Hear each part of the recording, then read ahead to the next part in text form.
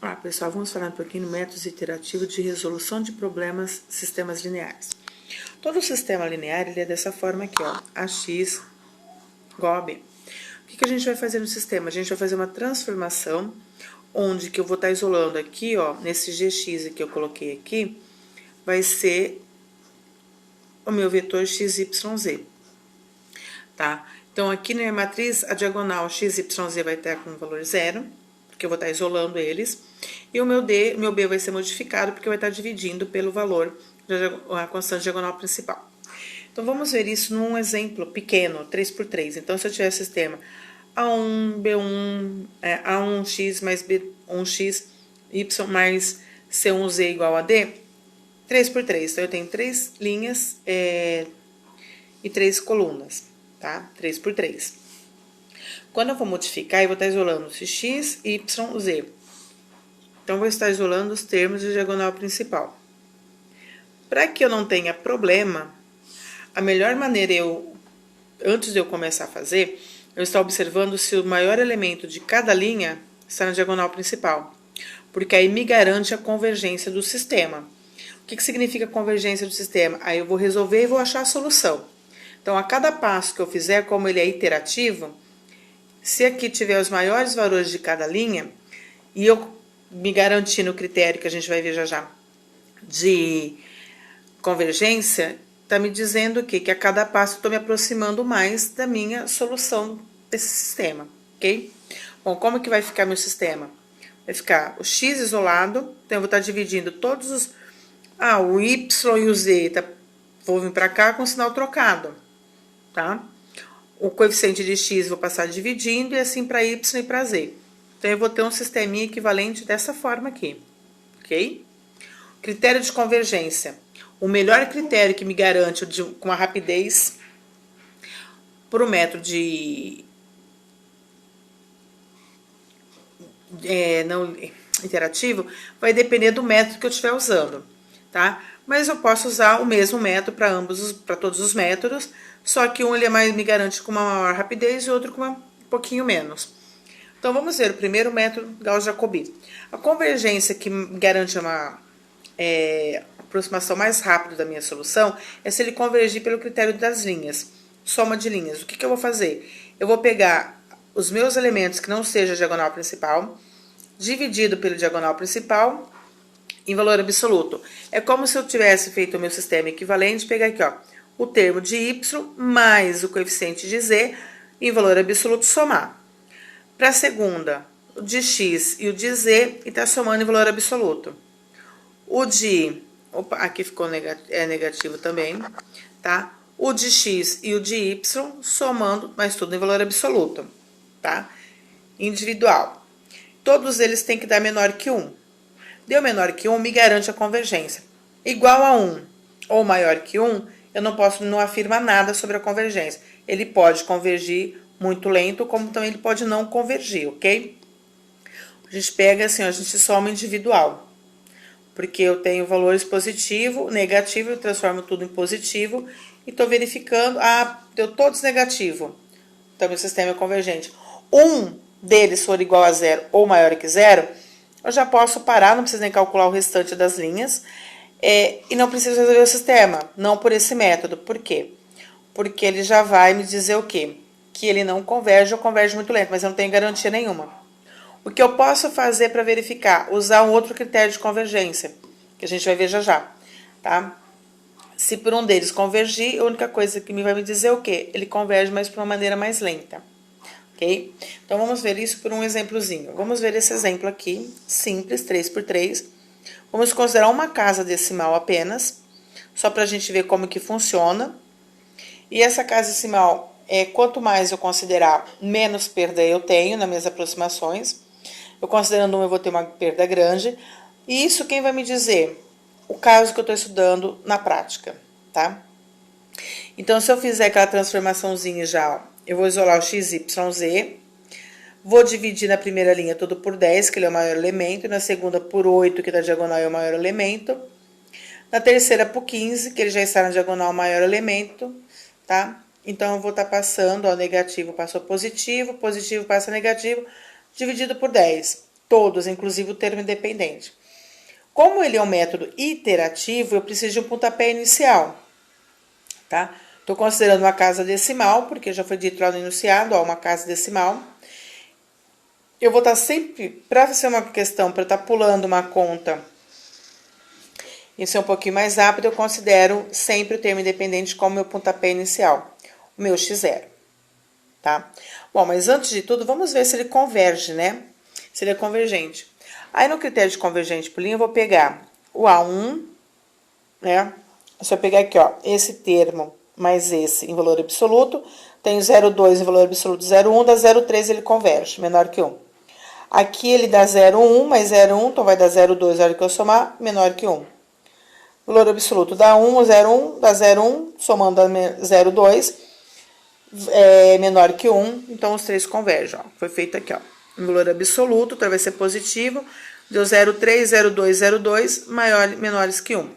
Se um deles fosse maior ou igual a 1, não precisaria continuar, porque eu já sei que o meu sistema pode não convergir. Bom, aí o que a gente vai fazer? Eu vou pegar esse sistema aqui, vou substituir o x e o z daqui, para achar um novo valor para x. Eu venho aqui, eu tenho o pontapé inicial de x e z, substituo para achar o valor de y, para nova iteração. Venho em z, substituo x e y, que eu tenho aqui, acho o valor de z para nova iteração. Então, como que vai ficar? Se eu olhar aqui, eu tenho 0,2, tá? Eu tenho 0,2 vezes o valor de y. O valor de y é 1. Mais, aqui eu tenho menos 0,1.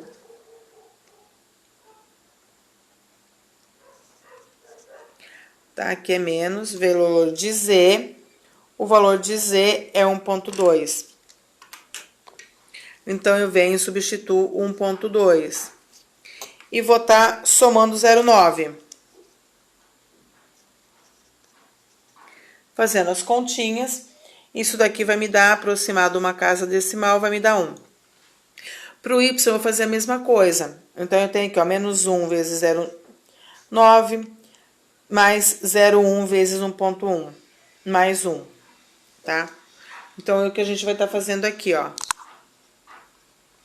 Vezes 0,9, mais 0,1 vezes 1,2, mais 1. Se eu fizer essas continhas, isso daqui vai me dar 1 também. Para y, a mesma coisa. Vem aqui x e y, 0,9 e 1. Substituo para achar as continhas. Então, vai ficar menos 0,1 vezes 0,9, que é o valor de x. Menos 0,1 vezes 1,0, que é o valor de y, mais 1,2, que é o termo dependente. Se eu fizer essas continhas, eu vou ter aproximadamente 1. Bom, mas esse aqui eu teria o que? O meu x, 1, que é 1, 1 e 1. E o meu x1, ele é diferente do meu x0, porque aqui eu tinha 0,9, 1 e 0,2.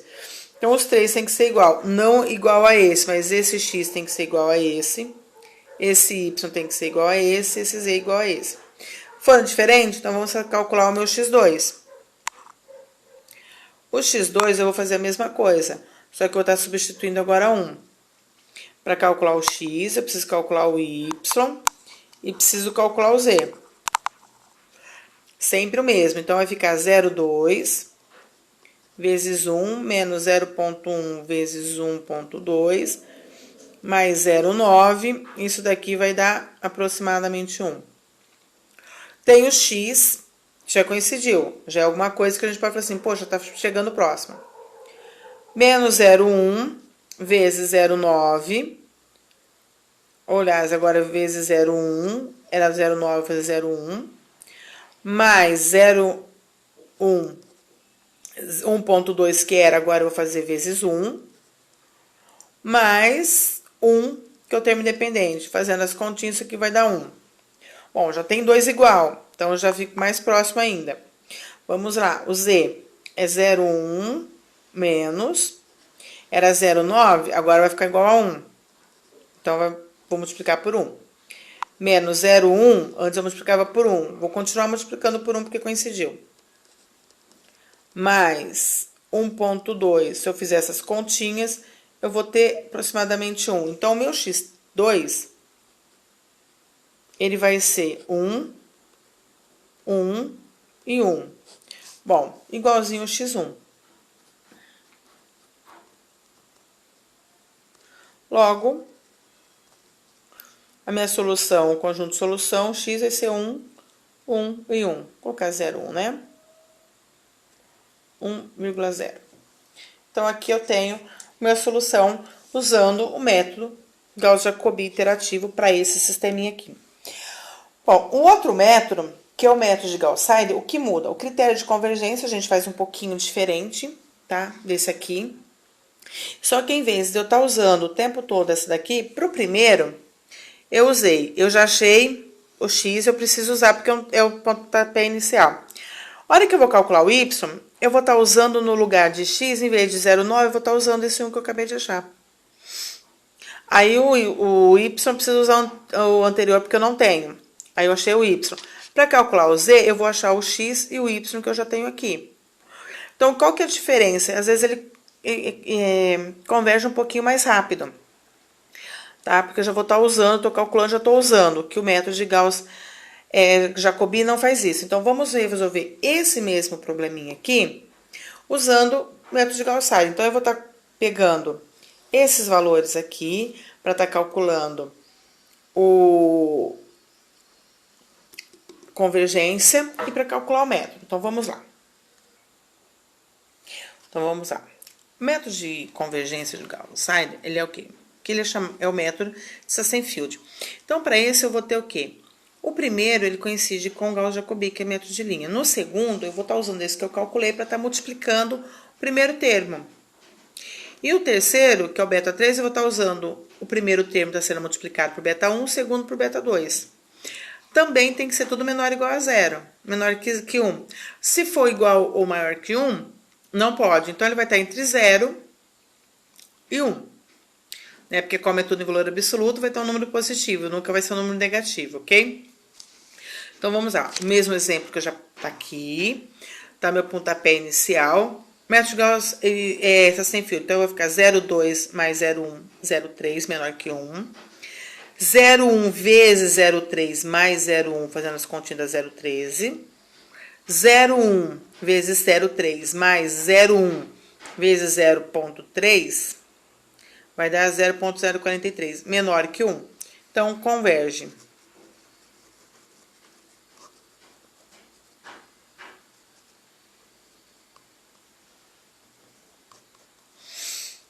Agora, vamos lá. Para eu resolver, eu vou fazer o mesmo procedimento. Só que agora, eu vou fazer o seguinte, ó. X, eu tenho x0, vou calcular o x1. Vou calcular o y1 e vou calcular o z1. Lembrando que eu vou estar usando só uma casa decimal. Então, aqui eu tenho 0,2 vezes 0y01 vezes 1, menos, ali eu tenho 0,1 vezes o z, que é 1,2, mais 0,9. Essa primeira linha é igual aos dois métodos, não muda, vai dar 1. A segunda eu tenho que menos 0,1 vezes o valor de x, mas o valor de x eu vou estar usando esse, ó. Se eu fosse usar o anterior, eu usaria o 0,9. Então, eu já uso aquele que eu acabei de achar. Mais 0,1 vezes o z, como eu não tenho o z, eu vou pegar aqui. Mais o termo dependente, que esse aqui não muda. Se eu fizer essas continhas aqui, ele vai dar um valor aproximado, tá? A 1. Agora que eu tenho? Eu tenho o valor de x e tenho o valor de y. Então, para eu calcular o z, eu tenho menos 0,1 vezes x, que é 1.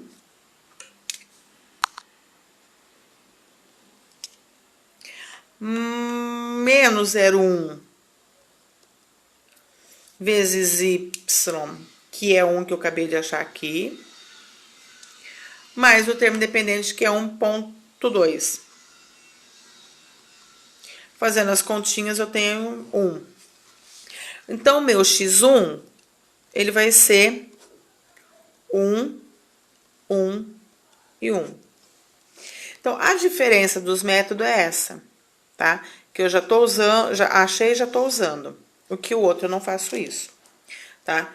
Como aquele é diferente de x0, tem que fazer novamente. Então, eu vou achar o x2, o y2, e tem que achar o z2, e tem que coincidir com o x1, y1 e z1.